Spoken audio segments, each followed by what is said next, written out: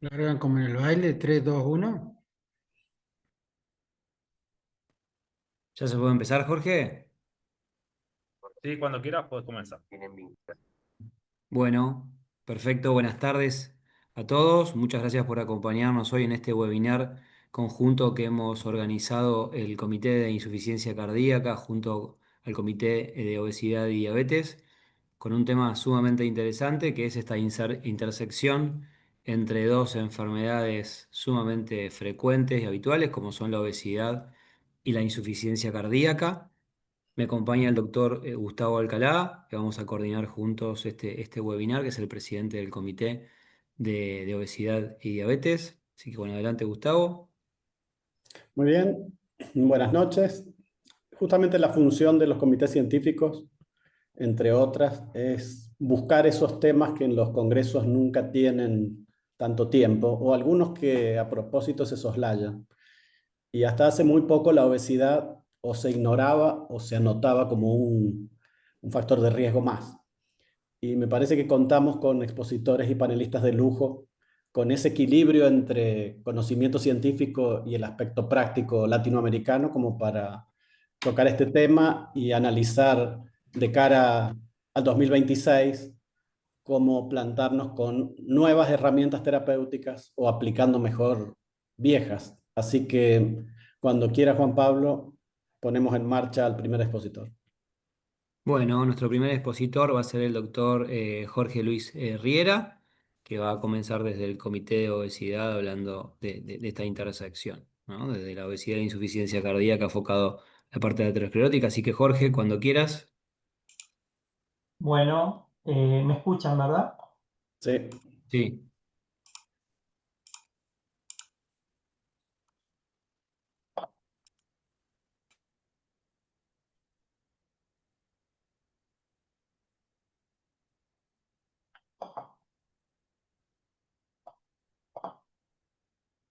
Bien, ¿se ve? Las dos cosas, te escuchamos bien y te vemos. Bueno, perfecto. Bueno, antes que nada, quiero agradecer a los dos comités la invitación a participar de este webinar por varias razones, pero la más importante es porque me permite hacer el primer webinar de manera conjunta con uno de mis maestros de la cardiología, como ha sido el doctor Eduardo Perna. Parece más joven que yo, pero fue una de las personas que me formó en mi residencia. Así que la verdad que la voy a disfrutar mucho. Y en este caso vamos a hablar de la intersección entre la insuficiencia cardíaca y la obesidad, eh, comenzando a decir que la obesidad es un problema de salud en el mundo y que esto es independiente del país, de la etnia, de la raza, de la cultura, y que es un problema que se va proyectando con un crecimiento de manera exponencial. Y la Argentina, lógicamente, no está fuera de esta realidad y esto lo sabemos nosotros desde hace mucho tiempo. Sin embargo, y a pesar de eso, todavía muchas personas con obesidad no tienen el diagnóstico de obesidad y están o subdiagnosticadas o subtratadas.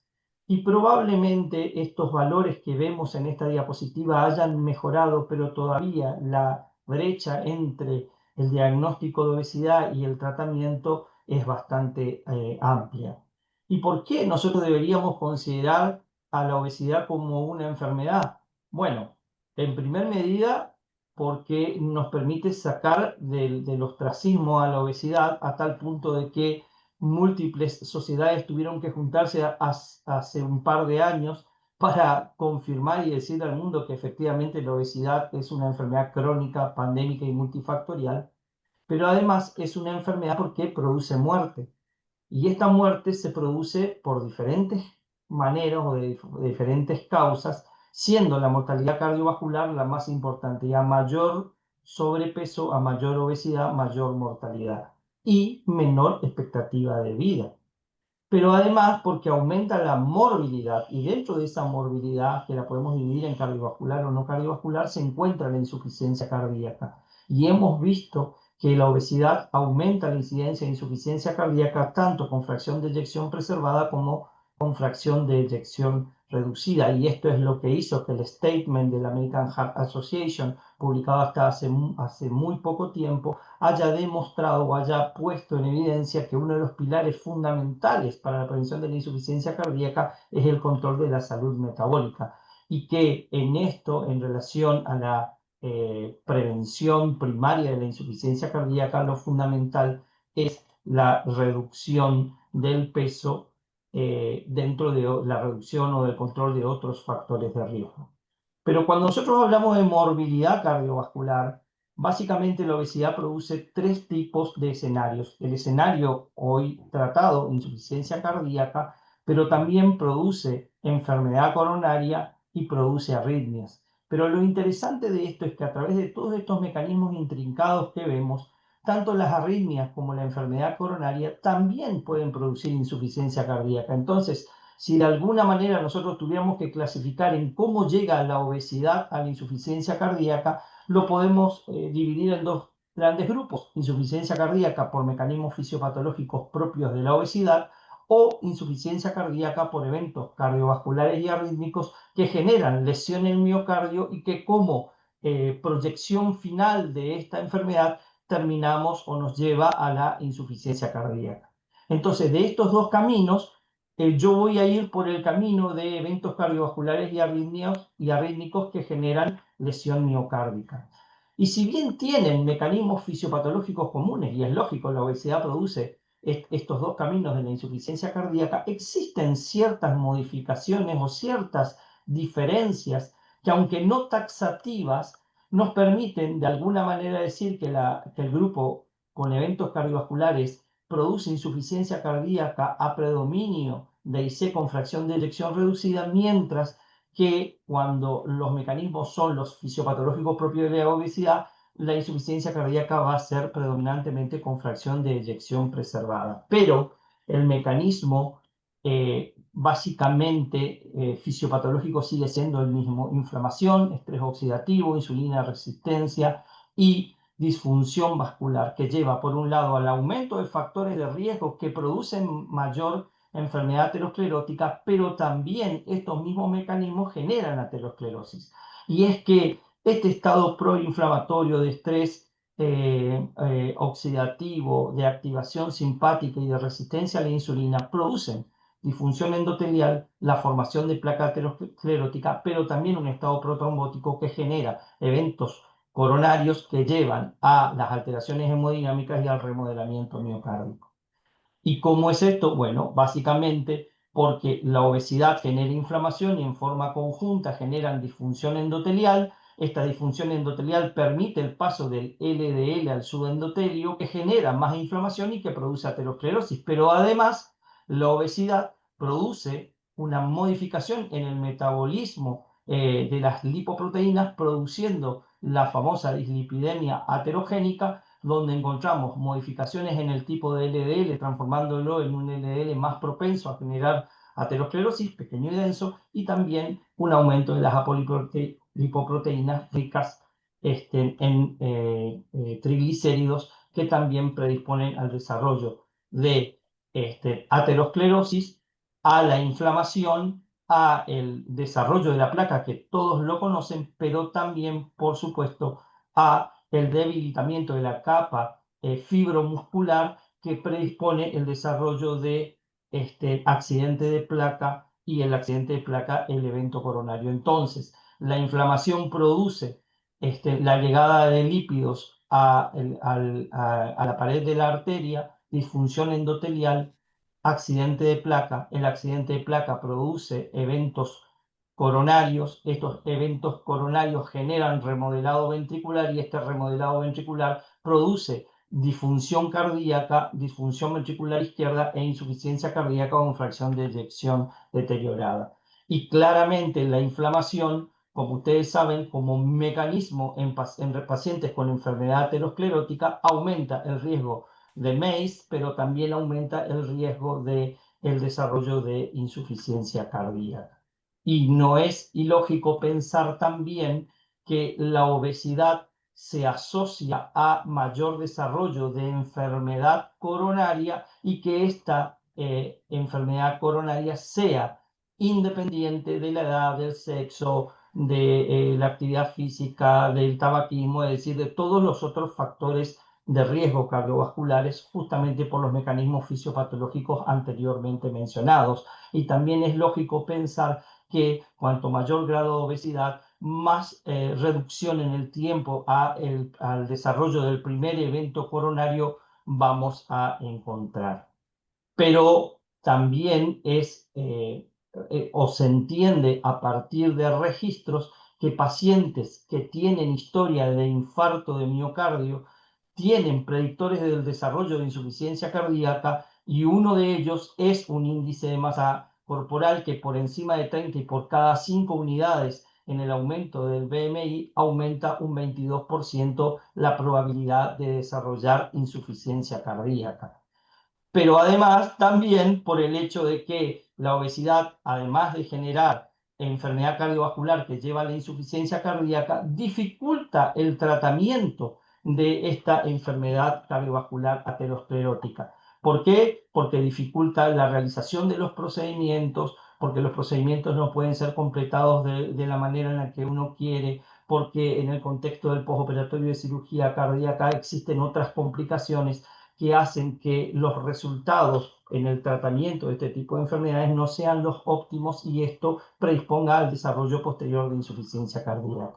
Es lógico entender también que una pérdida de peso pueda reducir eventos cardiovasculares, y en función de eso se reduzca la mortalidad cardiovascular y el desarrollo de insuficiencia cardíaca. Y esto lo sabemos todos, que cuanto más peso bajamos, más reducimos, y que a partir del 10% más se comienza a reducir eventos cardiovasculares. Y esto también explica el por qué los análogos de GLP-1 o los agonistas duales del receptor, al haber logrado reducir y sostener el tiempo en porcentaje cercano al 10, más del 10 y hasta el 20% de reducción del peso, hayan reducido eventos cardiovasculares en pacientes obesos diabéticos y no diabéticos, y que se haya pensado inicialmente que esta reducción de eventos haya sido fundamentalmente por la reducción de peso.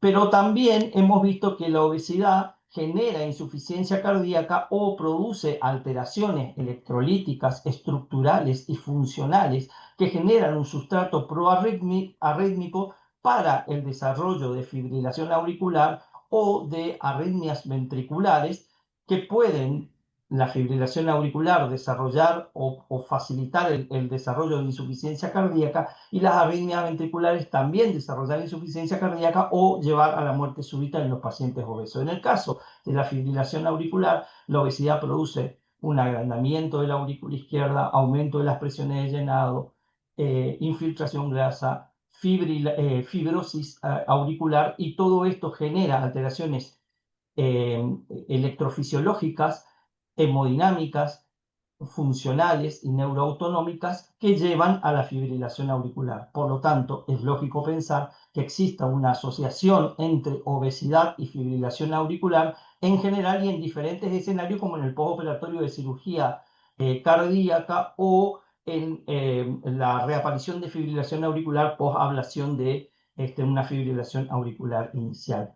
Y sabemos también que la fibrilación auricular se asocia fundamentalmente a insuficiencia cardíaca con fracción de eyección preservada. De hecho, es uno de los elementos que se tienen en cuenta en la suma de puntajes del score de diagnóstico de fibrilación auricular con fracción de eyección preservada. También es cierto de que forma parte de uno de los fenotipos o fenogrupos de la insuficiencia cardíaca con fracción de eyección preservada, y que es diferente al fenotipo relacionado a la obesidad. Pero la realidad es más asociada al cuadro que se encuentra a la derecha, en donde los fenotipos o fenogrupos se van solapando entre sí, y está claramente determinado que tener más de un fenotipo se asocia a mayor probabilidad de muerte o de hospitalización por insuficiencia cardíaca. Pero también la fibrilación auricular, a través del aumento de la frecuencia cardíaca y de alteraciones electrofisiológicas, pueden llevar al desarrollo de las miocardiopatías asociadas a las arritmias o las taquicardiomiopatías. Y además, como dijimos anteriormente, dificultan el tratamiento de escenarios como la fibrilación auricular, donde sabemos que en pacientes que tienen un índice de masa corporal por encima de 40 o por encima de los, ya comenzando a tener alteraciones por encima de los 100 kilos y claramente por encima de los 120 kilos, no podemos utilizar algunas drogas para evitar eventos embólicos en este escenario de pacientes. Es decir, la obesidad no solo genera fibrilación auricular, sino altera el tratamiento habitual de la fibrilación auricular.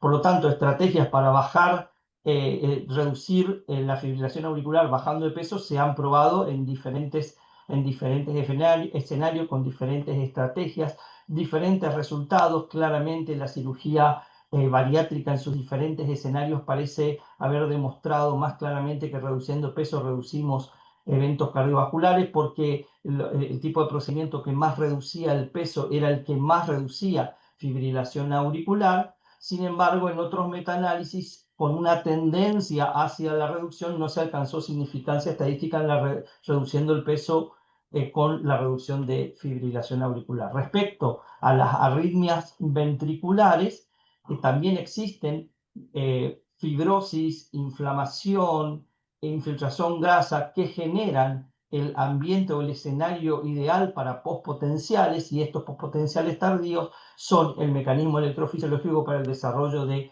arritmias ventriculares, muchas veces simplemente extrasístoles ventriculares frecuentes que, como sabemos, cuando están por encima del 10% y sostenidas en el tiempo, pueden generar cierto grado de sincronía interventricular, auriculoventricular, alteraciones hemodinámicas que generan remodelamiento del ventrículo y generan taquicardio-miopatía o miocardiopatía dilatada asociada a eventos arrítmicos. Y también, por supuesto, el desarrollo de muerte súbita. Y cuando uno ve a un paciente obeso que tiene una muerte súbita, generalmente lo asocia a enfermedad coronaria. Y esto es así porque en la gran mayoría de pacientes obesos que están entre los 30 y los 35 de índice de masa corporal, existe un alto porcentaje de pacientes que tienen enfermedad coronaria asociada. Pero como vemos también en este trabajo australiano, podemos ver que a medida que va aumentando el índice de masa corporal, se reduce la cantidad de pacientes que mueren de muerte súbita por enfermedad coronaria y aparece más la hipertrofia del ventrículo izquierdo, que cuando uno va a la anatomía patológica, esa hipertrofia en realidad, además de hipertrofia, es fibrosis, inflamación e infiltración grasa. Y drogas del espectro de las incretinas en diferentes trabajos han intentado reducir las arritmias ventriculares y la muerte súbita, pero en los metaanálisis todavía no hemos podido ver una reducción de estos eventos, probablemente porque la tasa de muerte súbita en los diferentes trabajos sea muy baja y no nos alcance para ver diferencias. Lo concreto es que donde está más claro es que cuanto más se reduce el peso, en más reducción de eventos cardiovasculares ateroscleróticos, y esto en definitiva debería redundar en menor reducción o en reducción del desarrollo de insuficiencia cardíaca. Y está claro que las drogas del espectro de incretina que han logrado valores cercanos al 10%, por encima del 10%, semaglutida en 15, tirzepatida en 20, y el agonismo a 3 niveles, reducción de casi el 25% y muy parecido a los procedimientos quirúrgicos, que esto se ve fundamentalmente en obesidad cuando lo llevamos a los trabajos que han incluido pacientes con eventos cardiovasculares o de muy alto riesgo. Este porcentaje no se vio reflejado de la misma manera. Como ustedes ven,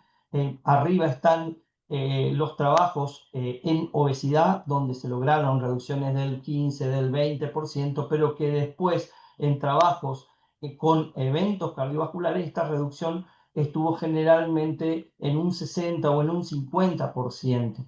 Y obviamente esto debería ir en contra de la reducción de eventos cardiovasculares y se parece más a los resultados en la vida real, en donde alcanzar esas reducciones tan importantes del peso no se ve en la gran mayoría de los pacientes que son seguidos en los registros. Probablemente porque, como se dice o como se lee en diferentes revisiones, los pacientes con eventos cardiovasculares en general son más viejos que los pacientes que entraron en el grupo de obesidad, y también tienen ciertas alteraciones o dificultades para modificación en el estilo de vida, que es tan fundamental para lograr los objetivos en reducción máxima del peso que muestran los trabajos con obesidad. Ahora, ¿realmente importa? ¿Tenemos que alcanzar el 10 al 15% con esta utilización de medicamentos para reducir eventos cardiovasculares y por lo tanto reducir insuficiencia cardíaca? Bueno, si vamos a ver los resultados sin haber logrado esas reducciones tan importantes del peso y habiendo reducido un poco el peso, también se alcanzaron los puntos finales primarios en los diferentes escenarios. Y si hacemos foco, por ejemplo, en uno de los estudios más grandes, el estudio SELECT, obesos no diabéticos con eventos seguidos, tirzepatide versus placebo, reducción del 20% del MACE. Sin embargo, cuando vemos las curvas presentadas en el Congreso de Obesidad Europeo este año en Málaga, podemos ver que ya estas curvas se comienzan a separar hacia los 3 meses.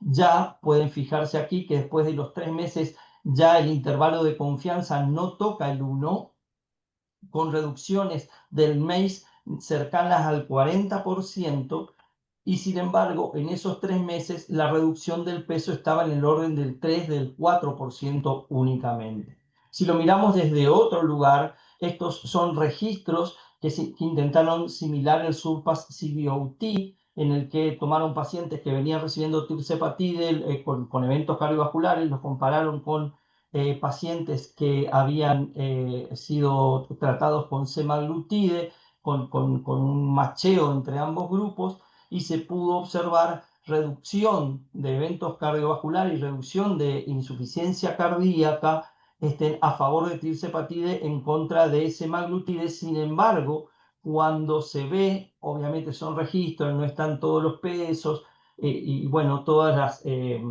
dificultades que tiene un registro, pero cuando se vio la diferencia en el peso, en la pérdida de peso, no hubo diferencias en aquellos pacientes que habían logrado una reducción por debajo del 30% o en la proporción de pacientes que estaban en los diferentes grados de obesidad. Es decir, hubo una reducción sin tanta diferencia en el peso. Y cuando vamos al SURPASS-CVOT, viéndolo desde otro lugar, ya un trabajo randomizado, doble ciego, prospectivo, que incluyó más de 13.000 pacientes y que comparó tirzepatide en la dosis más alta versus dulaglutide en la dosis más baja, seguimiento a 5 años, no pudo demostrar reducción del punto final combinado, aunque por supuesto era un trabajo para no superioridad, o no inferioridad, perdón, pero no pudo demostrar reducción de eventos cardiovasculares, el punto final primario, a pesar de que hubo una clara diferencia en la reducción del peso entre los dos grupos.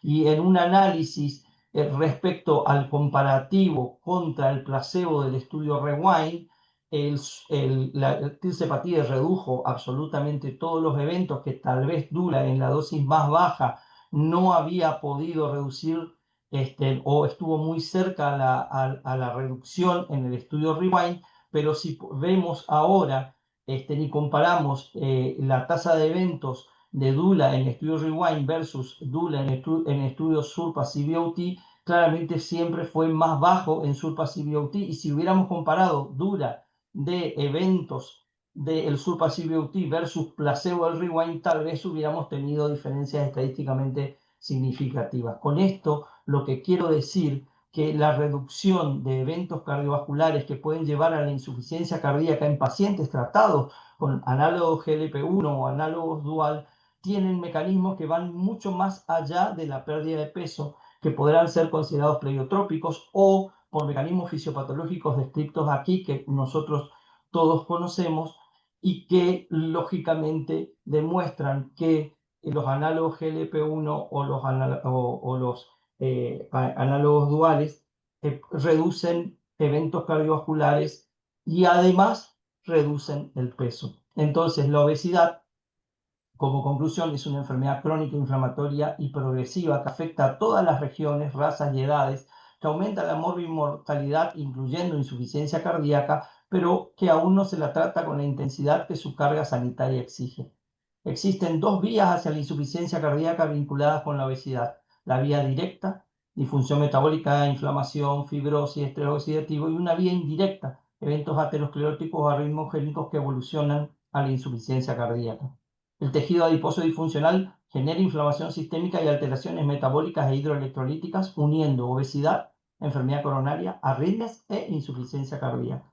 La reducción del peso ha permitido en diferentes trabajos la reducción de eventos cardiovasculares ateroscleróticos, aunque no está tan clara la reducción de eventos arrítmicos. Y finalmente, aún con menor pérdida de peso en pacientes con enfermedad cardiovascular previa, las terapias incretínicas mantienen la reducción significativa de eventos, actuando sobre los mecanismos fisiopatológicos de la enfermedad que van más allá de la reducción del peso en sí. Bueno, muchas gracias. Muchas gracias, Jorge. A continuación, vamos a tener el gusto de que un referente indiscutido como el doctor Eduardo Perna, que es jefe de la División de Insuficiencia Cardíaca del Instituto de Cardiología Cabral, y que es un jugador de toda la cancha, es dirigente de la de la Federación Argentina de Cardiología, de la que ha sido presidente, fue miembro fundador del Comité de Insuficiencia Cardíaca y sobre todo combina lo práctico con lo científico y ha liderado una investigación clínica muy necesaria en nuestro país, en nuestra región, por eso nos interesa. Le agradecemos que comparta sus conocimientos y que complemente lo que muy bien el doctor Riera ha dejado planteado. Bueno, gracias por la presentación, Gustavo, me parece mucho. Es un gusto compartir primero con el comité de obesidad y que se junten para discutir un tema, creo que le da suma relevancia y demuestra la preocupación que tenemos en la práctica diaria. También agradecerle a Jorge, que en realidad, por la foto que estamos acá, él es el maestro y yo soy el alumno de él, sería, por lo menos visualmente. Quisiera saber si se ve bien la presentación. Sí, se ve bien. Bien. Y bueno, la parte que vamos a analizar en los próximos minutos es del punto de vista de la insuficiencia cardíaca. Bien, Jorge ya nos mostró una forma de evolucionar en un paciente con obesidad hacia el evento de insuficiencia cardíaca, pero muchas veces no se necesita tener un infarto y creo que eso ha cobrado relevancia a partir de los numerosos estudios del valor que tiene la insuficiencia cardíaca como un evento final. Entonces, me pareció importante discutirlo desde el punto de vista de que hay luces y sombras en el manejo específicamente de la obesidad en insuficiencia cardíaca. Estos son mis conflictos de intereses y el primer punto es analizar el nexo que existe entre la obesidad y la falla cardíaca, pero mucho más allá de la comorbilidad. Clásicamente, recién lo mostraba Jorge, la obesidad tiene una alta prevalencia en la población general y cada paciente que tiene obesidad incrementa el riesgo de desarrollar insuficiencia cardíaca. Y si bien es más probable que tenga IC con fracción de eyección preservada, ustedes ven que llega casi 3 veces, la incidencia de insuficiencia cardíaca con fracción de eyección reducida es casi 2 veces. Entonces no debemos olvidar al 50% de la población de IC, porque nos focalizamos en la IC con fracción de eyección preservada, pero quizá nos estamos olvidando de un foco importante. Fíjense que la prevalencia de obesidad en pacientes con insuficiencia cardíaca, 1/3 en IC con fracción de eyección preservada, pero 1/4 en los pacientes con IC con fracción de eyección reducida. Es decir, claramente las dos entidades están vinculadas a este tema. Y esto, fíjense lo interesante del crecimiento de las publicaciones si ponemos en el PubMed obesity y insuficiencia cardíaca. Y fíjense cómo en el año 2000 había muy pocas publicaciones, menos de 50, y hoy estamos en una publicación, en publicaciones anuales alrededor de las 1000, lo cual habla de que esto que estamos haciendo nosotros lo está haciendo probablemente toda la comunidad científica vinculada a esto. Y es muy importante el aporte que ha hecho el doctor Milton Packer. El doctor Milton Packer este año ha sacado aproximadamente 4 o 5 revisiones, de la cual es único autor de todas ellas, incluyendo una muy extensa que vamos a tratar de analizar algunos puntos que él presenta. Y él dice que En el espectro de la fracción de eyección, fíjense que la insuficiencia cardíaca con fracción de eyección reducida y preservada, la obesidad no tiene el mismo efecto.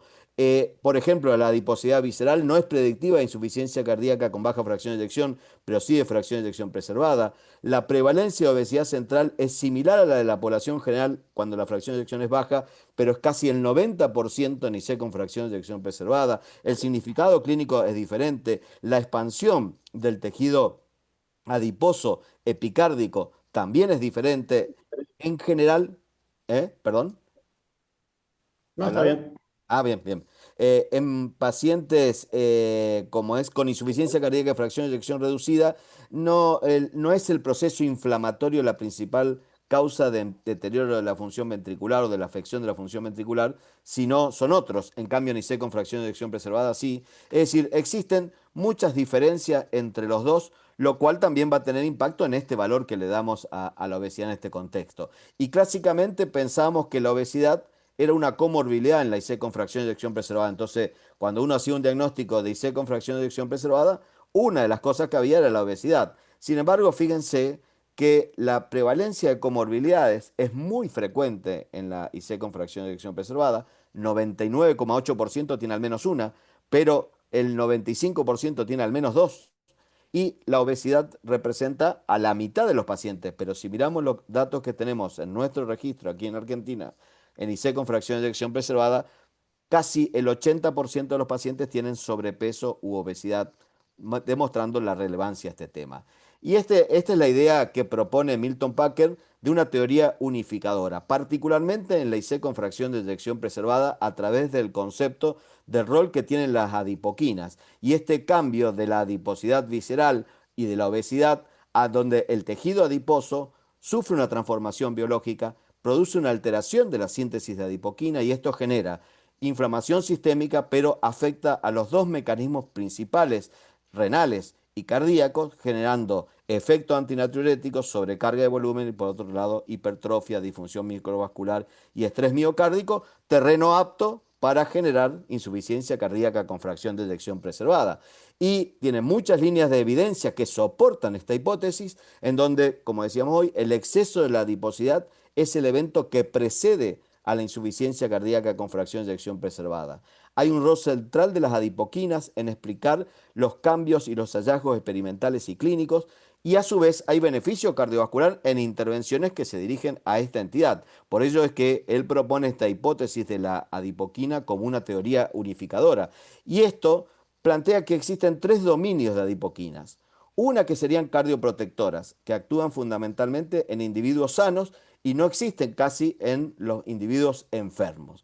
Pero existe un dominio, el 3, que fíjense la diferencia, una es cardioprotectora, antiinflamatoria y natriurética, y otra es todo lo contrario, prohipertrófica, proinflamatoria, antinatriurética, que no existe en los individuos sanos, pero predomina en los pacientes que tienen una anormalidad del tejido adiposo, tienen esta expansión de la adiposidad visceral. Y existe un dominio 2 que lo que trata de hacer está mínimamente expresado en individuos sanos, pero cuando existe este incremento de la adiposidad visceral, trata de compensar al dominio 1 para tratar de tener este efecto benéfico. Y de las principales, digamos, expresiones de adipoquinas, la adiponectina es la principal del dominio 1, es decir, fenómeno protector, y el eje de la leptina es la principal del dominio 3, la del exceso de adiposidad y la que predomina en pacientes con insuficiencia cardíaca.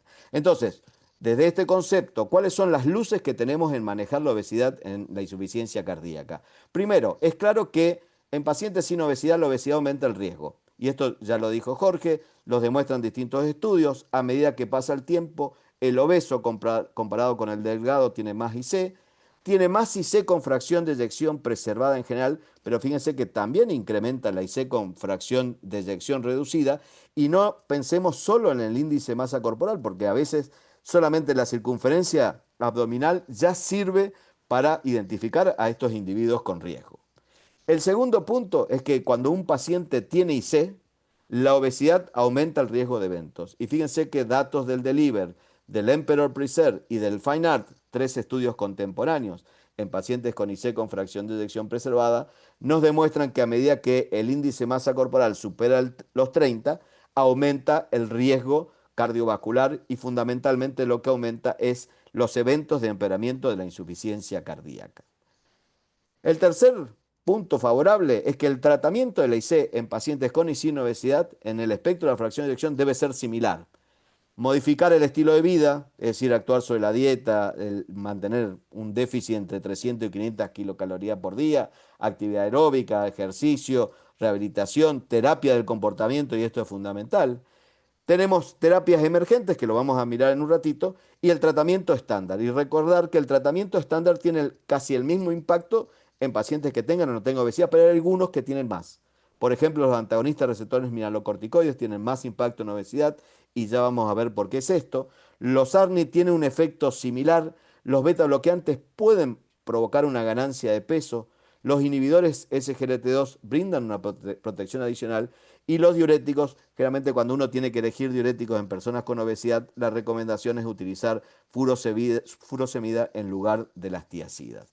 Y fíjense que el tratamiento farmacológico en todas las drogas tiene un aspecto fundamental que es reducir las hospitalizaciones y mortalidad. En cambio, los tratamientos no farmacológicos convencionales, es decir, estas intervenciones sobre el estilo de vida, incluso intervenciones quirúrgicas y la rehabilitación, mejoran los síntomas, reducen el peso, mejoran los hábitos de salud a largo plazo, el bienestar, pero no tienen un impacto significativo, por lo menos hasta ahora reportado, en reducir el riesgo de evento, que es lo que muchas veces nos interesa fundamentalmente a nosotros como cardiólogos. En el caso de la IC con fracción de eyección preservada, el Deliver, el Emperor y el Fine-Art demostraron que el efecto del tratamiento básico de la IC con fracción de eyección preservada se mantiene en el espectro completo del índice masa corporal e incluso parecería que el beneficio es mayor en individuos que tienen un índice masa corporal mayor, como por ejemplo se observa con la fibrinrenona y particularmente, fíjense, con el empeoramiento de la insuficiencia cardíaca, y lo mismo ocurre con las glifosinas. Pero uno podría decir que no tendríamos que restringir la indicación en pacientes que tienen índice de masa corporal elevada. Es decir, que evidentemente el índice de masa se asocia con un incremento del riesgo, particularmente en IC con fracción de eyección preservada. Que la pérdida de peso, ya sea por algunos métodos como la cirugía bariátrica, se asocia con una menor tasa de insuficiencia cardíaca. Que la obesidad, cuando actúa como comorbilidad en insuficiencia cardíaca, también incrementa el riesgo. Y que la pérdida de peso está asociada con mejora de los síntomas y la carga de la enfermedad en insuficiencia cardíaca, aparentemente hasta ahora fundamentalmente en IC con fracción de eyección preservada. Sabemos que las intervenciones sobre la obesidad no tienen un impacto homogéneo en la reducción de peso y evidentemente las intervenciones farmacológicas más actuales, como el semaglutide, fundamentalmente a dosis de 2,4 miligramos, o el tirzepatide, son los que logran una reducción más significativa, y claramente las intervenciones como la cirugía bariátrica, que pueden provocar reducciones de 25 a 30%. Hoy sabemos que si tomamos la obesidad como blanco con el semaglutide en los estudios STEP, se demostró primero reducción significativa del peso. Y esta reducción significativa del peso se asoció con una mejoría en el cuestionario de Kansas. Pero recuerden que el cuestionario de Kansas tiene varios dominios y aquí se analizó fundamentalmente el dominio clínico, es decir, la mejoría clínica del paciente. Y aparecen indicios de una reducción significativa en eventos cardiovasculares, fundamentalmente de hospitalización por insuficiencia cardíaca. Entonces, uno dice, bueno, ¿hay una relación entre la reducción del peso y la mejoría? Y sí, fíjense que en los STEPS, por cada 10% de descenso del peso corporal, hubo una mejoría significativa en el cuestionario de Kansas, en la distancia caminada y en la proteína C reactiva. Es decir, hay una relación en la magnitud de la reducción del peso y la magnitud de los beneficios. La otra pregunta es, ¿los beneficios son por reducir el peso o tiene beneficios en IC? Y los estudios de STEP demostraron, primero, que hay una reducción significativa de los péptidos natriuréticos cuando uno esperaría que aumenten al reducir el peso. Segundo, tiene un efecto favorable en la estructura cardíaca, fundamentalmente, hablando de IC con fracción de eyección preservada, mejoría de la geometría de la aurícula izquierda, así como parámetros de hipertrofia. Y tercero, tiene impacto en el uso de diuréticos. Tiene mayor beneficio cuando el paciente recibe dosis más altas de diuréticos, pero también los pacientes tratados reciben menos dosis de diuréticos y tienen mayor reducción de esto. Por lo tanto, hay una mejora del remodelado cardíaco y hay un efecto de modificador de la enfermedad IC, no solamente de modificar la obesidad y como efecto secundario mejorar los síntomas. En el caso del tirzepatide, además, confirma que no es el efecto de una droga, sino es el efecto fisiopatológico sobre la obesidad, el que se asocia con reducción de eventos de la mortalidad, de nuevo mejoría significativa de los cuestionarios, distancia caminada, empeoramiento de la insuficiencia cardíaca. Claramente la obesidad es un blanco al cual se debe dirigir en pacientes con insuficiencia cardíaca y fracción de eyección preservada, pero incluso podemos utilizarlo para prevenir eventos. Y fíjense que en el estudio SELECT, cuando incluyeron a todos los pacientes, había una población de 24% que tenían IC. Pero fíjense que en los pacientes que no tenían insuficiencia cardíaca, hubo una reducción significativa también de eventos, lo cual habla de que el tratamiento de la obesidad en pacientes con historia de enfermedad cardiovascular, como los del SELECT, previene el desarrollo de insuficiencia cardíaca y esto sería prevención primaria.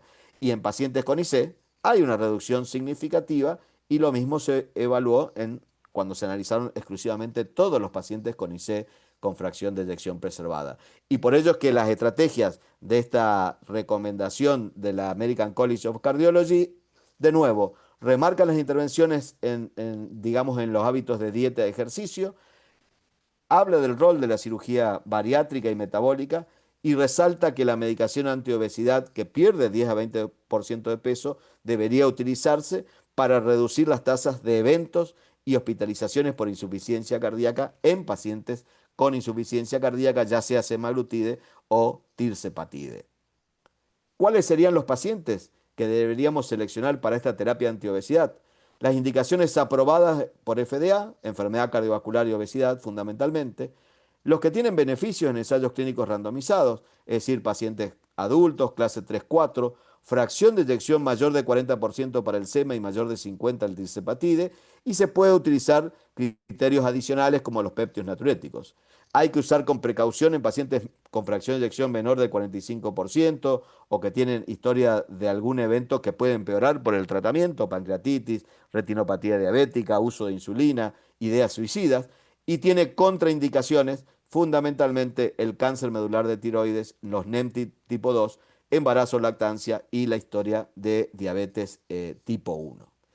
Y decíamos hoy, en este concepto de Packer, de el mecanismo de las adipoquinas, de lo que ocurre en una circulación sana, el dominio 1 es el que predomina, en el paciente con IC predomina el dominio 3 de adipoquinas.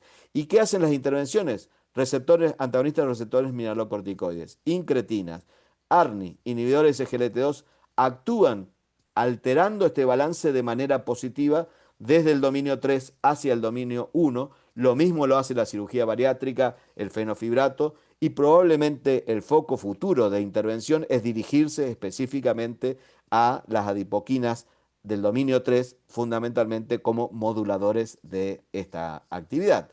Y la recomendación decíamos, si el paciente tiene sobrepeso, IC y un índice entre 25 y 29, aquí no hay tanta evidencia de intervenir. Entre 30 y 35, fracción de eyección preservada, tratamiento beneficioso, y en los reducidos habría que individualizar, a ver qué pasa en estos pacientes, pero cuando el índice de masa corporal es mayor de 35, hay que considerarlo en los dos grupos porque podrían tener algunos beneficios adicionales. ¿Cuáles son las sombras en el manejo? Primero hay desafío en el diagnóstico de la IC y en esto tiene mucho que ver que uno tiene que combinar la historia clínica, los biomarcadores con las imágenes, porque si hacemos solamente con lo clínico muchas veces vamos a errar el diagnóstico. El algoritmo podemos utilizar cualquiera, el que les guste a ustedes, el algoritmo europeo, el norteamericano, cualquiera de ellos, estimar la probabilidad de la IC, saber que en el diagnóstico de obesidad hay que combinar y probablemente el score haya que ajustarlo a valores diferentes de péptidos, del ecocardiograma y del electrocardiograma, combinado con la historia, la edad de los pacientes. Este es uno de los algoritmos que modifica el algoritmo clásico. Mencionarle que, ojo, el paciente que tiene obesidad y disnea sin enfermedad cardiovascular en este estudio, es decir, no estaban diagnosticados con IC, fíjense que a todos los pacientes les hicieron un eco y cuando la presión era mayor de 40 en ese ecocardiograma, los sometieron a un cateterismo derecho con test de ejercicio. Y encontraron que 60% de esos, o sea, el 31% del total, tenían insuficiencia cardíaca. Entonces, es algo que nosotros en Argentina no lo usamos, no estamos convencidos, pero el test de ejercicio cardiopulmonar o la medición invasiva podría ser una estrategia que supere este tema del subdiagnóstico. Hay nuevos puntos de cortes en el análisis esto es un análisis hecho en numerosas cortes. Fíjense que para descartar insuficiencia cardíaca utiliza 35 picogramos en pacientes con obesidad y para hacer el diagnóstico 220. ¿Por qué? Porque casi el 40% de los pacientes con sospecha de IC son mal diagnosticados erróneamente, o que no tenía IC y la tenía, o que tenía IC y no la tenía. Pero les resalto además esto lo que hablaba Luti, la fibrilación auricular es un elemento altamente específico en presencia de obesidad de la presencia de insuficiencia cardíaca probablemente no diagnosticada. Existe una paradoja en la obesidad y esto fue algo que se construyó a partir de un concepto de que aumentar el índice de masa corporal aumenta el riesgo de IC, pero en presencia de IC se asocia con reducción del riesgo. La evidencia venía de estudios retrospectivos y la implicancia era, bueno, no hay que bajar el peso en estos pacientes. Sin embargo, esto se demostró en estudios muy recientes, como el metaanálisis del MAGIC, en donde hay una relación de beneficio, parecería, con pacientes con índice de masa corporal más alto, e incluso en el DAPA, en donde una reducción del índice de masa corporal se asoció con mayor riesgo de evolución adversa, algo que es llamativo. Pero finalmente, un elemento dentro de los múltiples elementos que arrojó luz en este tema es que la paradoja de la obesidad medida con el índice de masa corporal no es adecuada, que uno debería utilizar otros índices, como por ejemplo la relación de la circunferencia abdominal con la altura. ¿Por qué? Porque esto corrige para el concepto de adiposidad y esto está más vinculado claramente a la insuficiencia cardíaca y no existe esa paradoja. Y esto se demostró en el estudio Paradigm, pacientes con IC con fracción de eyección reducida, cuando ajustamos a todas las otras variables, se acaba la paradoja de la obesidad. ¿Es similar el efecto de la cirugía bariátrica sobre la IC? Parecería que sí, pero proviene de estudios retrospectivos y de metaanálisis. Fíjense, un número importante de pacientes, 18 estudios. Hay datos indirectos de que estos pacientes se podrían beneficiar, aunque los pacientes con IC tienen un mayor riesgo en cualquier procedimiento. ¿Qué pasa en los pacientes frágiles? Y este es un subanálisis que publicamos hace muy poquito de los pacientes incluidos en los estudios STEP. Fíjense que en los estudios STEP solamente el 10% de los pacientes eran no frágiles y el 60% era muy frágil.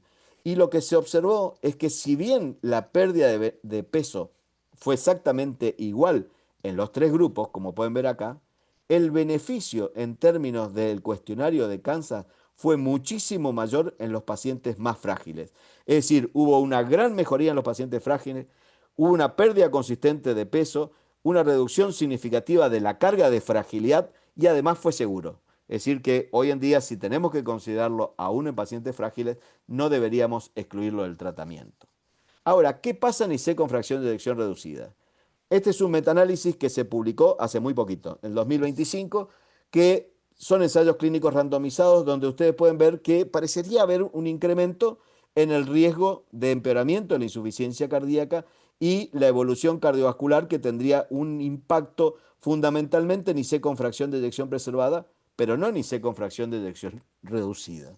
Pero también hay datos como este, por ejemplo, que es un análisis del registro sueco, en donde buscan números mágicos. Y fíjense que ellos encuentran en este análisis con una población muy importante de pacientes de la vida real, haciendo un análisis también de propensión, que los beneficios en términos de reducción de eventos en pacientes con fracción de eyección menor del 40% incluso son superiores que los pacientes con fracción de eyección mayor del 40%, hablando en términos de muerte cardiovascular y muerte cardiovascular a 2 años. Por lo tanto, todavía hay mucho que investigar porque reducir el peso en pacientes con baja fracción de eyección puede servir como puente. Por ejemplo, estos son ensayos clínicos mejor dicho, son series de casos reportados en donde la utilización de agonistas de receptor GLP-1 como puente al trasplante cardíaco, al trasplante pulmonar, y también se puede hacer no solamente con agonistas, sino también con cirugía bariátrica, porque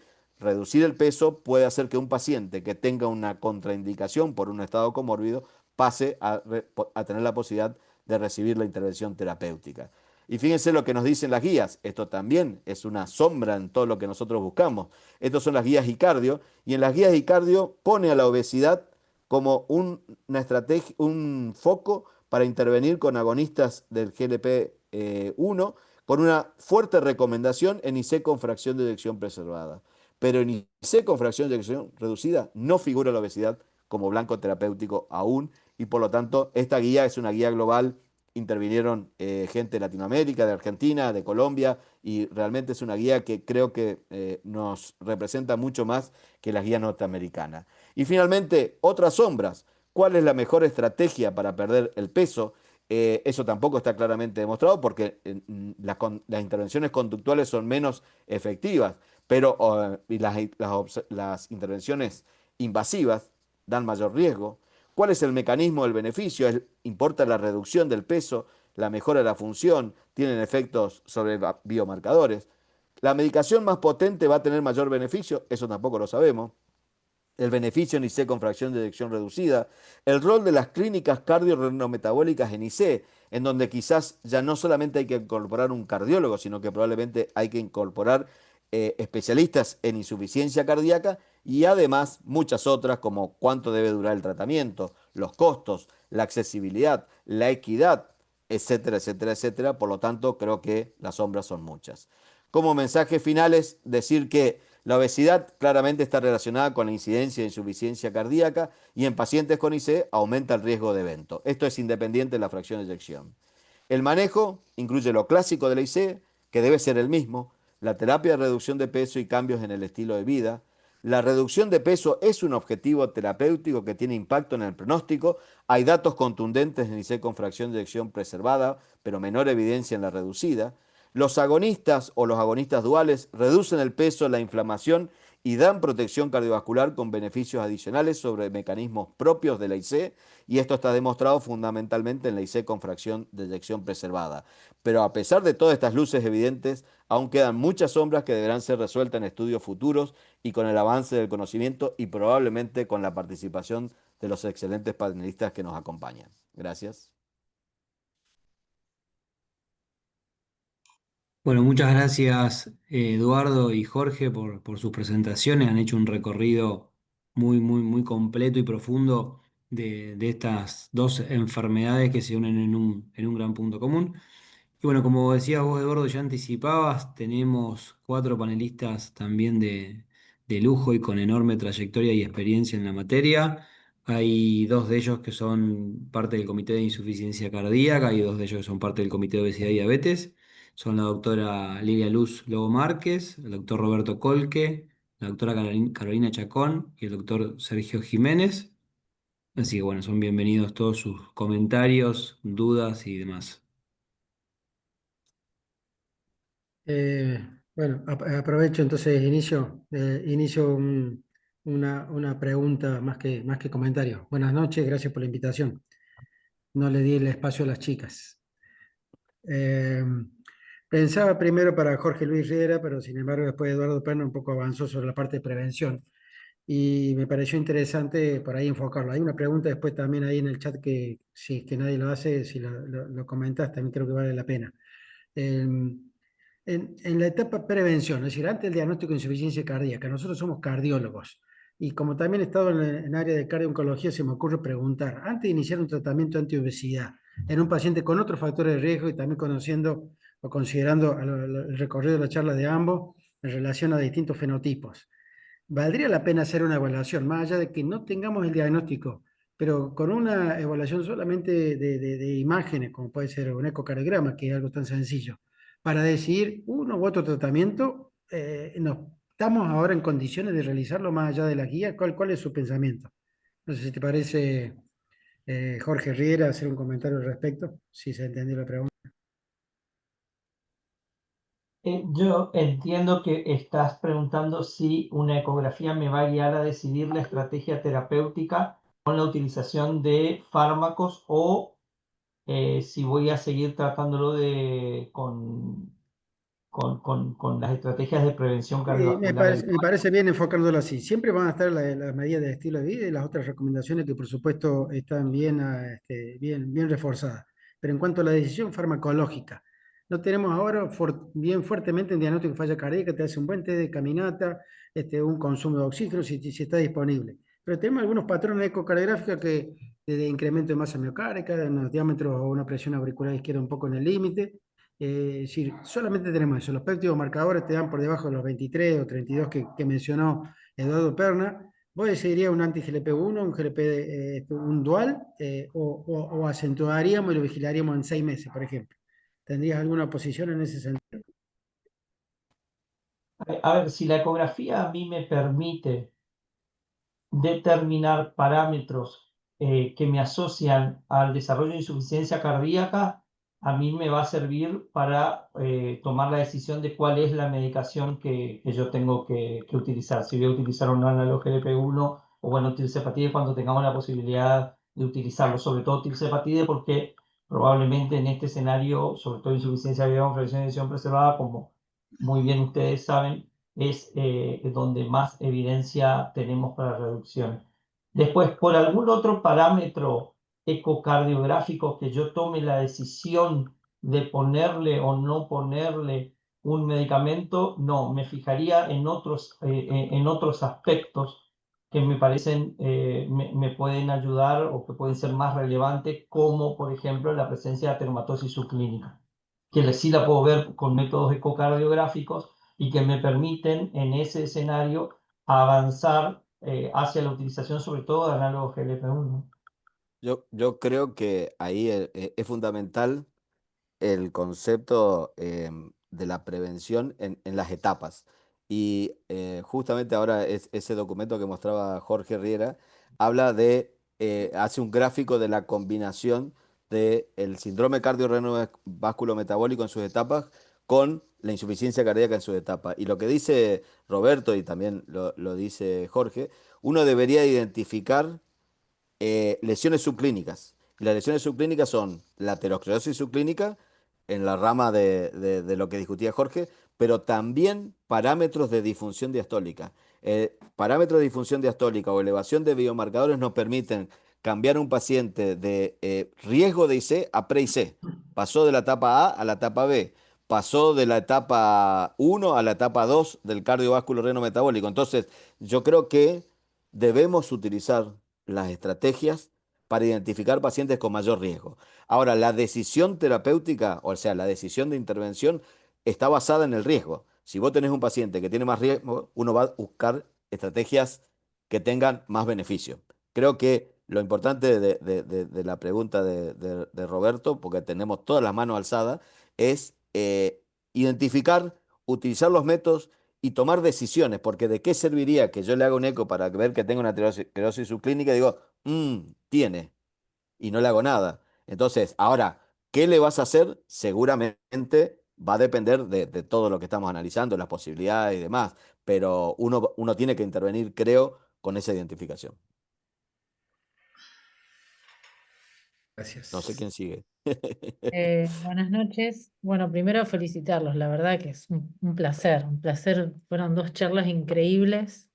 Prácticamente no dejaron huecos para las preguntas porque hablaron de todo. Eh, pero bueno, sí, yo creo que también en prevención, si utilizáramos el centímetro mucho antes, creo que prevendríamos más allá de la insuficiencia cardíaca, la enfermedad coronaria, la enfermedad vascular. Creo que nos tenemos que acostumbrar a ser más clínicos y a tomar medidas poco costosas y bastante sensibles para el diagnóstico de la obesidad, que como es el centímetro en la cintura, como decías vos, Eduardo, respecto a que el Body Mass Index ya no nos sirve mucho, sino que la cintura misma o el índice de cintura-talla son dos medidas muy fáciles que lo tenemos en cualquier consultorio. Pero más allá de eso, les quiero hacer dos preguntas. Uno es, sabemos que la grasa epipericárdica tiene un rol muy importante en cuanto a su función endocrina, paracrina e infiltrativa en la insuficiencia cardíaca, ¿no es cierto? Y que muchas veces nosotros lo medimos por eco, y esta medición por eco primero nos da un indicio también de la relación de esta grasa con respecto a la obesidad y a la insuficiencia cardíaca. Podría participar en esta disfunción diastólica y en otra disfunción que tiene que ver con el desacople, las arritmias e incluso la enfermedad coronaria, porque se ha visto que mayor grasa epicárdica hay mayores lesiones coronarias. Pero, ¿qué utilidad podría tener en la decisión terapéutica? A ver, yo tengo un paciente que tiene insuficiencia cardíaca, miro grasa epicárdica y no tengo presupuesto para hacerle ILC GLT2 y GLP1. ¿Ustedes creen que podría servirnos en esta decisión terapéutica? Sería ideal poder ponerle los dos, más si el paciente tiene obesidad e insuficiencia cardíaca con fracción de eyección preservada. Esa es una de las preguntas. Y otra de las preguntas, hablamos de adipoquinas, si es verdad, esta transformación de Darth Vader del tejido adiposo blanco en este cambio, ¿no? que se transforma en malo en cuanto a su cambio en las relaciones en sus adipoquinas. ¿Qué piensan ustedes que podría suceder estudiando más las mioquinas? Porque tanto el paciente con insuficiencia cardíaca con fracción de eyección preservada como con fracción de eyección reducida están asociados a sarcopenia ambos, y ahora se está estudiando mucho el tema de las mioquinas, ¿no? Y su influencia, ya sea tanto en la parte metabólica como en la parte endocrino y neuro, digamos, en la señalización neurohormonal. Son mis dos preguntas. Bueno, yo respondo la más fácil y le dejo a Jorge la mioquina. No, Yo tengo para este, la mioquina. Para la tengo para la este, mioquina. no, yo creo que lo que hablábamos recién, todas las imágenes que permitan mejorar la estratificación de riesgo, o sea, es evidente que la estratificación de riesgo clínica es insuficiente. No alcanza. Quedarnos con una evaluación clínica no alcanza. Entonces, tenemos que ir a buscar métodos que nos permitan estratificar mejor el riesgo, pero vuelvo a insistir en esto, tiene que ser con un objetivo terapéutico. Si el paciente tiene IC y tiene infiltración pericárdica, uno tiene un motivo adicional para intervenir, pero también uno podría decir, porque lo hablamos cuando hablamos utilizar árnica, había que ir a buscar si tenía el biomarcador alto. Uno tiene que titular drogas en IC independiente de los biomarcadores, independiente de la fracción de eyección. Uno sabe que tiene que titular drogas. Entonces, cuando vos tenés un paciente que tiene IC con fracción de eyección preservada, que tiene obesidad, sabés que tiene indicación de un esquema de tratamiento en el cual quizás para lo que podría servir la detección es para forzar la aceptación cuando uno indica un tratamiento. ¿Entendés? Pero eso demandaría, y creo que están trabajando los dos comités, en desarrollar mejor dicho, el comité de obesidad, en desarrollar una recomendación de manejo del riesgo cardiovascular que creo que es fundamental.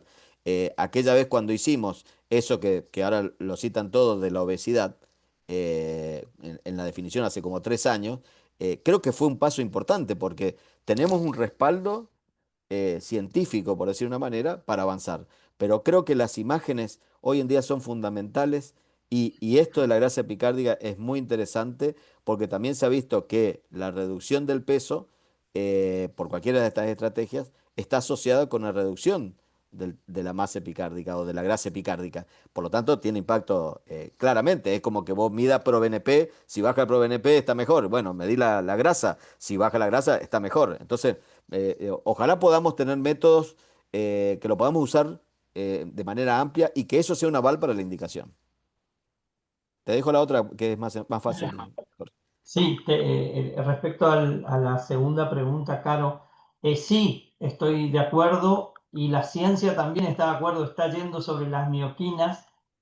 Hay un trabajo que se publicó en el Congreso Americano de Diabetes que se llama Estudio Believe, con un anticuerpo monoclonal que se llama bimagrumab, que actúa específicamente sobre el escenario de las mioquinas, y un trabajo muy interesante porque lo que hicieron fue, además actúa directamente sobre el tejido graso y sobre las mioquinas, y lo interesante es que armaron ramas diferentes, una sola con bimagrumab, una con semaglutide, uno con la combinación de ambas y una con placebo.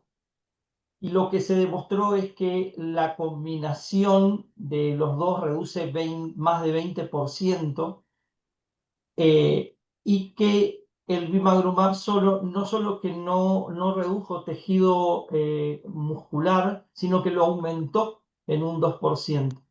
Que el semaglutide solo reduce entre un 7 y un 15% el tejido muscular, pero que cuando se combina con bimagrumab solamente lo reduce en un 2%. Entonces, lo que están viendo es que tal vez con diferentes combinaciones podamos reducir tejido graso puro y no sufrir el gasto que significa la reducción de peso que viene de la mano de reducción de la masa muscular. Y eso también ayudaría un poco a esto de la paradoja de la obesidad, porque bueno, también como dice Milton Packer, una cosa es el paciente con insuficiencia cardíaca que reduce peso espontáneamente y otra cosa es el paciente con insuficiencia cardíaca que reduce el peso porque busca reducir el peso. Exacto. Son dos escenarios diferentes. Uno es por una incapacidad del corazón de mantener un volumen minuto adecuado a las necesidades metabólicas del organismo, me enseñó el doctor Eduardo Perna, y el otro está reduciendo peso por estrategias diferentes. Uno va a perder mucha más masa muscular, el otro un poco menos. Bueno, los resultados se ven a simple vista, ¿no? Cucú. Gracias. Bueno, gracias por la invitación. Excelente, como dijo la doctora, no dejan mucho lugar las dos disertaciones, alguna pregunta, pero me parece importante comentar el impacto también que tiene mirar al hígado en este escenario, como el concepto del hígado graso en este ámbito, en este escenario metabólico, también nos lleva a la posibilidad de que cuando vemos el hígado estamos pensando en la probabilidad de eventos cardiovasculares, ¿no? Hay también una unión entre el concepto de hígado graso e incluso algunos trabajos que han mostrado relación con la presencia de enfermedad arterial coronaria. Me parecía importante decirlo. Y lo otro, que es algo fácil de hacer, el cálculo de la tasa de filtrado glomerular y la relación albúmina-creatinina, dado la hiperfiltración que genera la obesidad y ese daño renal incipiente, que ya nos empieza a advertir que puede haber un RAC alterado y cómo ese valor ya por arriba de 10 predice eventos cardiovasculares, y en la medida que aumenta sabemos que tenemos mayor probabilidad de tener estos eventos. Así que creo que son dos conceptos que está bueno incorporar y que suman a lo que estamos conversando. En cuanto al inhibidor de SGLT2, quería saber, no inhibidores, el agonista GLP-1, quería saber la opinión del doctor Riera, ya que él habló un poco de aterotrombosis. ¿Qué impacto cree que tienen estas drogas como estabilizadores de placa? Porque cuando uno ve los pacientes diabéticos que han recibido los agonistas GLP-1, estos pacientes han disminuido, si bien hoy hablamos de insuficiencia cardíaca, pero disminuyen infarto y accidente cerebrovascular. Y a nivel experimental, estas drogas, por el efecto antiinflamatorio, se veía que podían estabilizar la placa. Quería saber su opinión en este punto y si realmente cree que eso podría ser como un indicador de que estas drogas van a ir más para ese lado y por ahí los inhibidores de SGLT2 previenen más la insuficiencia cardíaca y los otros más eventos aterotrombóticos. ¿Cómo ve usted ese escenario? Veo exactamente igual que como vos lo describiste. Los análogos GLP-1 en pacientes diabéticos y no diabéticos han reducido eventos cardiovasculares y los mecanismos por los cuales reduce se intentan explicar fundamentalmente porque la aterosclerosis, y esto es toda una discusión que tenemos desde hace mucho tiempo, es una enfermedad inflamatoria. Y digamos, no necesariamente es el inicio de la inflamación de la aterosclerosis, pero sí forma parte de este proceso, no solo del crecimiento de la placa, sino fundamentalmente del accidente de placa a partir de un estado proinflamatorio tanto local como sistémico. Desde ese lugar, el que podamos tener y los procesos inflamatorios a su vez están dados por un aumento en el tejido graso y sobre todo por una grasa ectópica y disfuncionante. lo que ha demostrado, sobre todo los análogos GLP-1, es que reducen grasa, pero sobre todo reducen grasa ectópica, a diferencia de lo que puede suceder con, por ejemplo, la cirugía bariátrica, en que en general uno ve que reduce todo tipo de grasa, pero la proporción de grasa ectópica es inferior en relación a la proporción de grasa ectópica que bajan los análogos GLP-1 o los agonistas duales. Entonces, desde ese lugar, me parece que está mucho más claro que en eventos vasculares los análogos GLP-1 tienen un escenario hoy un poco más presente, y que en el desarrollo de insuficiencia cardíaca los ISGLT2 los han ganado claramente. Tenemos todavía dudas en pacientes con fracción de eyección preservada, digamos, a pesar de que es bastante, digamos, la información se viene juntando, como lo mostró el doctor Eduardo Perna, y que en su análisis y en diferentes trabajos parece tener un beneficio, pero también están otros trabajos, sobre todo los primeros con liraglutide, donde en pacientes con mala función ventricular aumentó el desarrollo de insuficiencia cardíaca y de muerte, y explicaban por ahí por un aumento en la frecuencia cardíaca, que no era tan importante, pero que alcanzaba para que en ese escenario los ISGLT2 me parece que son claros vencedores. Y si uno tiene que elegir, va, cuando hay más insuficiencia cardíaca va por ese lado, cuando hay más enfermedad vascular va por el otro.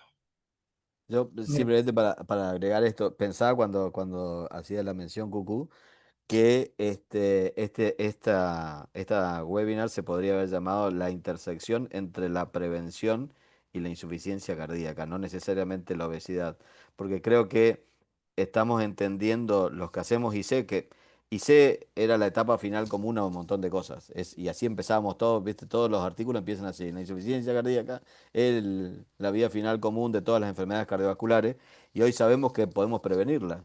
Y los que están trabajando en prevención están viendo que intervenir precozmente en estas condiciones requiere evaluación no solamente multidisciplinaria, sino con múltiples herramientas, desde el centímetro hasta la imagen, de la imagen que quiera, pero para estratificar el riesgo, para finalmente prevenir no solamente la enfermedad aterosclerótica, sino también la insuficiencia cardíaca.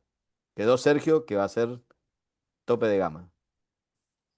No, ya han dicho todas las cosas, tope, digamos. Así que voy a hacer dos cosas prácticas. Como esto queda grabado y dentro de un año lo vamos a ver, una pregunta muy corta para Jorge y una pregunta muy corta para vos, Eduardo. Recuerden que queda grabado. Jorge, con respecto a lo que vemos, ¿te acordás que hace poco siempre nosotros decimos, y con esto discutimos con los diabetólogos, que ya lo glucocéntrico se perdió y que ahora hay que ver el riesgo cardiovascular? Cortita, lo BMI céntrico dejó de ser, ahora tenemos que ver otras cosas y dejarlo BMI céntrico solamente para los estudios poblacionales. Esa pregunta para Jorge. Pregunta para Eduardo. De una vez por todas, es cierto, vos siempre nos hablas de unas clases magistrales de insuficiencia cardíaca con fracción de eyección preservada y nos decís que hay que hacer mucha evaluación. Pero práctico, hoy entra una mujer a tu consultorio, obesa, hipertensa, diabética, caso de las charlas que hemos visto hoy día. Práctica, ¿cómo haces para evaluar y descartar una insuficiencia cardíaca en esa paciente que te dice que se agacha y se agita? De orden práctico, no súper especialista que hay que derivar y hacer grandes estudios. Perdónenme las preguntas, pero generalmente nos vamos siempre con lo súper y creo que son cosas prácticas que a todos nos sirven en la práctica diaria. Jorge. Bueno, muy buena pregunta, Sergio. Lo venimos hablando y creo que Eduardo y Carolina también nos mostraron. Hoy el diagnóstico de obesidad, de acuerdo a, digamos, las diferentes guías y consensos, van mucho más allá del índice de masa corporal. De hecho, el índice de masa corporal es un método epidemiológico que sirve para grandes poblaciones, pero específicamente no nos sirve para determinar el paciente obeso, y parámetros como grasa ectópica medida por algo tan simple como el perímetro de cintura, claramente se han asociado más eventos cardiovasculares que el índice de masa corporal en sí. Por lo tanto, hay que dejar de tener una mirada BMI céntrica para pensar, tener una mirada más global de encarar a los pacientes con obesidad. ¿Cuál es el problema que tenemos? Que todavía los trabajos de investigación que demuestran reducción de eventos con las drogas tienen como criterio de inclusión al índice de masa corporal. Entonces, todavía hoy, cuando uno tiene que elegir el paciente y tiene que mirar cuáles son los criterios, seguimos viendo el índice de masa corporal. Entiendo yo que en los próximos trabajos ya se tomarán otros parámetros más allá del índice de masa corporal para decidir las estrategias o los nuevos trabajos de investigación, ¿no? Sí, antes de responder lo que me pregunta Sergio, me parece extremadamente atinado. Yo agregaría, eh, estamos empezando a medir el índice de masa, ¿no? Porque el índice de masa ni siquiera lo medimos. Porque no es que voy a agarrar una cinta y tener el índice de masa, sino que requiere un engrama mental un poquito más, que es cargar en una fórmula para que salga. Eh, por ejemplo, nosotros en nuestra historia clínica figura en todas las consultas peso y altura. Y vos cuando pones los dos, te dice el índice de masa corporal. Pero yo estoy absolutamente seguro que hacemos un relevamiento de eso. El 99.99% no tiene calculado en las visitas el índice de masa corporal, ni siquiera en la primera. Que no la tenés que hacer, sino que tenés que poner los números. Entonces, me parece que estamos empezando a pensar que hay que medirlo. Entonces, probablemente lo que haya que hacer es fomentar que no es suficiente, que hay que medir todo, hay que medir la circunferencia, hay que usar el centímetro, además, por esto que dice Luti, pero es una opinión. Y con respecto a lo que hacemos en insuficiencia cardíaca, en general, claro, tiene que ver con lo que uno ve, pero yo veo una abuelita con disnea y primero pienso que tiene insuficiencia cardíaca, después pienso que no es. O sea, primer concepto. Entonces, el problema es cuando vos le empezás a hacer el electro y el electro no tiene nada. Ya es un problema, porque si tuviese hipertrofia, ya tenés el diagnóstico. Si tiene una fibrilación auricular, ya tenés el diagnóstico. Entonces, creo que el ecocardiograma es la herramienta más sencilla, un ecocardiograma con gente que tenga experiencia en la evaluación de la función diastólica.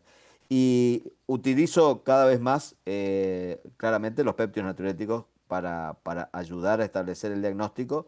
Cuesta porque sabemos los costos, con los costos que tiene. Y digamos que esos son las herramientas básicas. Vos con eso tomás una decisión de tratarlo. En general, uno dice, bueno, si la paciente está muy sintomática, tiene una disnea muy típica de ejercicio y demás, una baja dosis de diurético no lo va a empeorar hasta que tengas toda la evaluación, pero tampoco lo vamos a postergar en una paciente que viene con muchos síntomas. Lo que no usamos, y eso es lo que decía en la presentación, rutinariamente son ningún tipo de test ejercicio asociado a eco o asociado a cateterismo, mero cateterismo derecho. Menos. Pero, claro, pero viste que en Estados Unidos el cateterismo derecho, la presentación del doctor Burlac fue la tabla de la verdad. Y la tabla de la verdad era la mesa de cateterismo derecho. Él llevaba todos los casos dudosos, probabilidad intermedia en cualquier score. A mí me parece que el score más sencillo es el H2PEF. Es mucho Sí, más seguro. clínico y nosotros no tenemos los péptidos, así que es la más fácil. Entonces, cuando vos tenés muchos de esos parámetros, es muy probable que sea IC. No te cambia mucho en ningún estudio. Creo que esos pacientes se deberían tratar. Es lo que hacemos en la práctica habitual y creo que lo importante es pensar que la disnea no es una pavada, que no es porque tiene obesidad, tiene disnea, sino que hay que pensar que es muy probablemente que pueda ser IC. Totalmente de acuerdo. Gracias. Le Bueno, tiramos muchas gracias a ahora todos los que a han, Alcalá. sí, a todos los que han participado. Es interesante lo que dice Sergio, que esto va a quedar grabado. Tres motivos. Se han referido la doctora Lobo Márquez al hígado, Carolina a la grasa que está alrededor del corazón. Es probable que sirvan mucho para la adherencia. Cuando el paciente sabe de estas anomalías y ve una evolución favorable, puede cumplir con los tratamientos costosos o no. Vamos a ver si eso también ayuda. Y a lo que dijeron sobre la estabilización de las placas, préstenle atención a las células musculares lisas, que las tenemos subestimadas y solo para el calibre, y se transforman, se desdiferencian, se vuelven locas, se vuelven prácticamente células malignas, y los agonistas del receptor GLP-1 las llaman a silencio. Si bien va a haber fármacos específicos, como dijo la doctora Lobo Márquez, creo que los tenemos que usar más y como dijeron todos, tenemos que usarlas precozmente.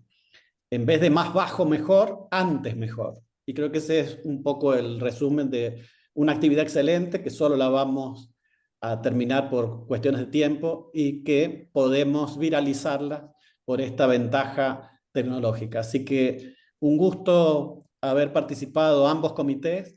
Las gracias también al presidente del Comité de Insuficiencia Cardíaca y nos vamos a seguir encontrando en muchos más webinars de esta FAC 60 años por una cardiología federal.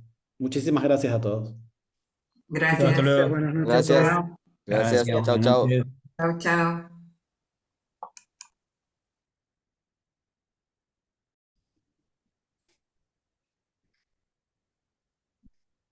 Nos vemos.